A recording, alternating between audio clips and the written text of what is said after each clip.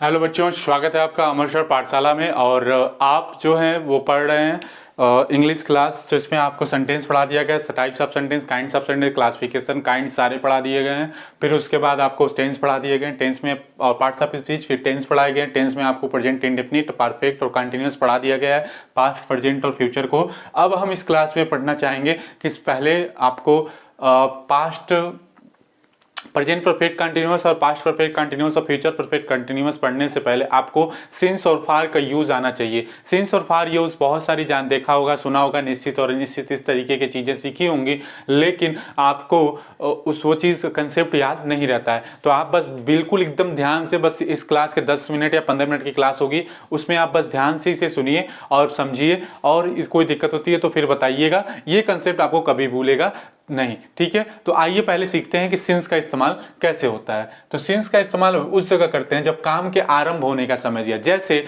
आपसे पूछे कि आप कितने बजे से आपका विद्यालय चालू होता, तो आप बताएंगे कि हमारा स्कूल जो है वो 9 बजे से, विद्यालय, विश्वविद्यालय जो भी है, यूनिवर्सिटी जो भी है, आप कितने बजे से स्टार्ट हुआ है, तो आप क्या कहेंगे? 9 बजे से स्टार्ट होता है, 10 बजे से। तो आपने क्या कहा? एक फिक्स समय बोला, एक फिक्स समय बोला कि इस समय से स्टार्ट होता है। तो आप वो जो उसके साथ क्या होगा, जब भी आप फिक्स टाइम को बताओगे या तो उसके साथ हम क्या इस्तेमाल करेंगे? सिंस का इस्तेमाल करेंगे।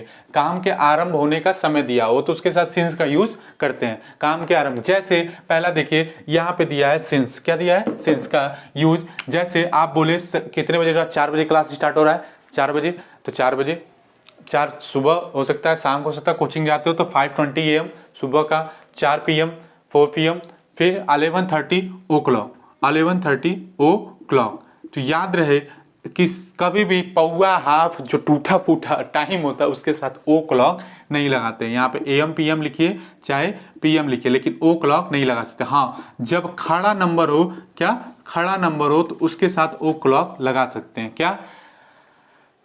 क्या मैंने बताया? ओ क्लॉक टूटे फूटे विकलांग इंसान के साथ, टाइम के साथ नहीं लगता है। जो भी, जैसे पौवा 11:15 हो रहा है, या 11:15 हो रहा है, या 11:30 हो रहा है, 11:45, 11:50, इस तरीके से नंबर हो तो उसके साथ ओ क्लॉक नहीं लगता। बजे हैं यानी कि आप फिक्स टाइम, 11 बजा है, 10 बजा है, 9 बजा, 3 बजा, 4 बजे, 2 बजे, इस तरीके से होगा, तब उसके साथ हम ओ क्लॉक इस्तेमाल करते हैं। ये सेंटेंस सही होता है, सॉरी वर्ड सही होता है, और ये चीजें गलत होती है। यहाँ पे AM PM ही आप मेंशन कहेंगे, ठीक है। तो सिंस क्या है? हम 11 बजे पढ़ने बैठे तो हम बोलेंगे भैया 11 बजे पढ़े, तो पूछेंगे, ठीक है।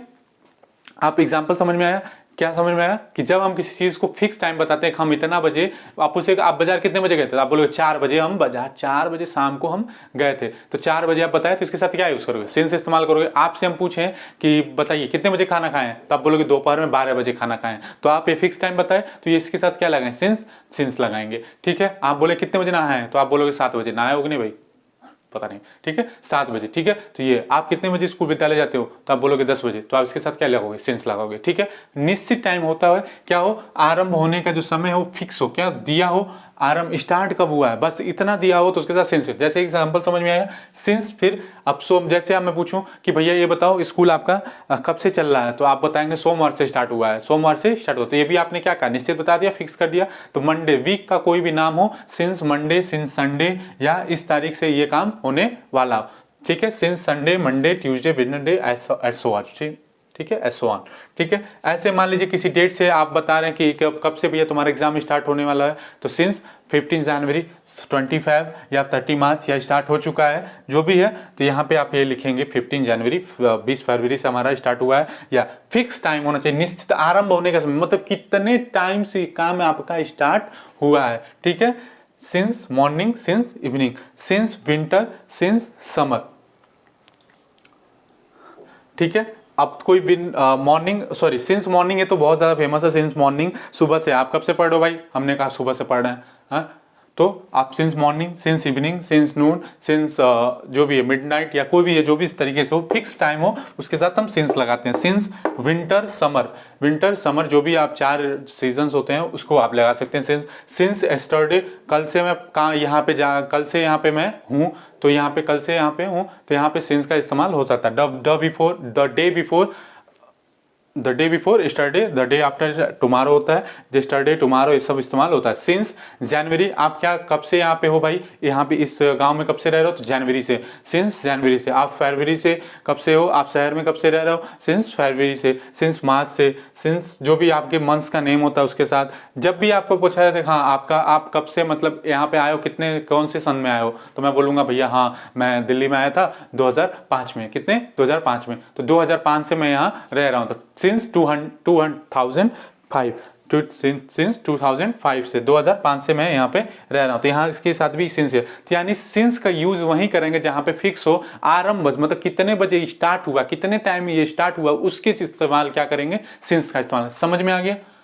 सिंस का इस्तेमाल कहाँ होता है, जब सिंस का इस्तेमाल वहीं करेंगे जब कोई समय का फिक्स का टाइम। जैसे समझिए आप एग्जाम्पल के तौर पर, जैसे आपसे पूछे पापा आपके पास थे, पापा आए, आप घर आए, तो आप बदमाशी कर रहे थे, तो आपको धई के कूटना चालू कर दिए। क्या कर दिए, धई के कूटना चालू कर दिए। तो आप बोले पापा पढ़ता उड़ता नहीं है, बोले पापा, तो आप बोलोगे अरे नहीं हम 9 बजे बैठे थे, तो बोल और कूटेंगे। कहेंगे 9 बजे बैठे थे और क्या कर रहे थे, कितना घंटा पढ़े हो, तो आप बोलेंगे 9 बजे बैठे थे, आप बोलोगे 2 घंटा पढ़े। कितना घंटा, 2 घंटा। तो आप पहले टाइम बताए ना 9 बजे, तो वो उसके साथ आप लगाएंगे सिंस, ठीक है। और जब कितने घंटा पढ़े हैं, 2 घंटा, ड्यूरेशन बताए ना, समय कितने घंटा काम किए हैं, कितने घंटा पढ़े हैं, तो उसके साथ फार का इस्तेमाल हो जाता है। किसका, फार का। तो अगला हम पढ़ते हैं फार का। तो समझ में आ गया आपको ये बात, मैं कोशिश समझता हूँ कि आपको समझ में आ चुका है। इसको नोट कर लीजिए, फिर मैं फार को नोट कराता हूँ। अब आते हैं यूजेज ऑफ फार का। यूजेज ऑफ फॉर का इस्तेमाल कैसे होता है, ठीक है। यूजेज ऑफ फॉर का इस्तेमाल सिंस, देखिए सिंस मैंने क्या समझाया कि सिंस में कोई समय फिक्स दिया होगा, हम सुबह से पढ़ रहे हैं या हम 9 बजे से पढ़ रहे हैं, ठीक है। लेकिन कभी कोई ज़्यादा कूटा जाता है तो कहता है हम 3 घंटा पढ़े हैं, हम 3 घंटा पढ़े हैं, अब नहीं पढ़ेंगे, तो उसके लिए हम फार इस्तेमाल करेंगे। कितना, तो अवधि दिया और ड्यूरेशन दिया, काम होते तो जो भी जितना समय लगा है ना, काम होते होते जितना समय आप दिए हैं उतने समय को काम होते होते जितना समय लगा उसको ड्यूरेशन को लिखने के लिए हम फार का यूज करते हैं। जैसे आपसे कहा जाए कि आप बाहर गए हो, आप मान लीजिए ग्रेजुएशन करने बाहर जाते हैं कई लोग, तो वो कहते हैं आप कितने साल से बाहर रह रहे हो, तो आप बोलोगे 4 साल से। कितने, 4 साल से कमा रहे हैं। बाबू कितने साल से कमा रहे हैं, 4 साल से कमा रहे हैं। तो आप लिखिएगा यहाँ पे for 4 years, for 4 years. Duration हो, समय का दिया हो पूरा, मतलब कितने घंटे उस, मतलब कितने समय तक आप उसको काम को किए हो। तो for 5 years, for 10 years, for जितना साल मन कर उतना लिखिए। फॉर सेवरल ईयर्स, बहुत साल से वहां रह रहा भाई, बहुत साल से वो पढ़ रहा है, बहुत साल से वो पढ़ रहा है। तो हमने ड्यूरेशन बताया, ये फिक्स टाइम नहीं बताया कि वो इस डेट से पढ़ रहा है, इस 2005 से या 2007 से या 2010 से या इस तरीके से। हमने बस कहा बहुत समय से पढ़ रहा है, बहुत समय से पढ़ रहा है। फिर मंथ्स, बहुत महीनों से वो बाहर रह रहा है, बहुत महीनों से वो गायब है, घर से गायब, बहुत महीने हो गए उससे मुलाकात नहीं हुई। मैंने ऐसा नहीं कहा कि मैंने ऐसा नहीं कहा जनवरी से मुलाकात। अगर जनवरी से कहा ना तो तुरंत आप बोल दीजिएगा सिंस यूज कीजिएगा और सिंस। लेकिन अभी जब आप सेवरल ईयर्स बोले हैं, क्या बोले हैं, सेवरल ईयर्स, तो बहुत सारे समय फिक्स नहीं किया, लेकिन ड्यूरेशन बताइए इतना साल हो गया बेचारे से हम मिले नहीं, हमारे पहलकी वाली से मिले इतना समय हो गया है। तो आपने जब कहा कि जनवरी से नहीं मिले तो सिंस लगाइएगा। कितना, सिंस लगाइएगा। और जब आप ये बोलेंगे कि नहीं बहुत साल हो गया, बहुत महीना हो गया उससे मिले हुए, हाँ, तो उसके लिए हम क्या लगाएंगे, फार लगाएंगे, ठीक है।